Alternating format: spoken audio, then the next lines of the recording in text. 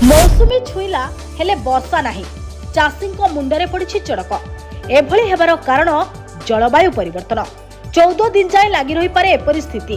केरल उपकूल को मौसुमी 24 मे रे छुईथिला। यार 4 दिन पर ओडिशा को अग्रसर होइथिला मौसुमी, किंतु बंगोपसागर रे सृष्ट लघुचाप घनीभूत होई अवपातर रूप नेबा सह उत्तर उत्तर पूर्व दिगरे गति करी उत्तर पूर्व राज्य मुहा होइछि। यह शुष्क वायु को आकर्षण करने सह मौसुमी अग्रसर रे बाधा सृष्टि करथिला। फल 29 मे परठारु परवर्ती 3 दिन हेब मौसुमी विराम नेछि। ए प्रक्रिया आगामी 9 रु 10 दिन लगी रहिबार संभावना रही। अवपात प्रभाव पर 2टी पश्चिमा झड़ उत्तर पश्चिम संलग्न अंचल रे सक्रिय होइथिबारु उत्तर पश्चिम दिगरु यह शुष्क वायु प्रवाह को प्रशमित करने सह विराम को आहुरी सक्रिय करिथिबा पाणीपाग विभाग स्पष्ट करिछि। फल राज्य में तापमात्रा वृद्धि सह गुळुगुळी वृद्धि पाइछि।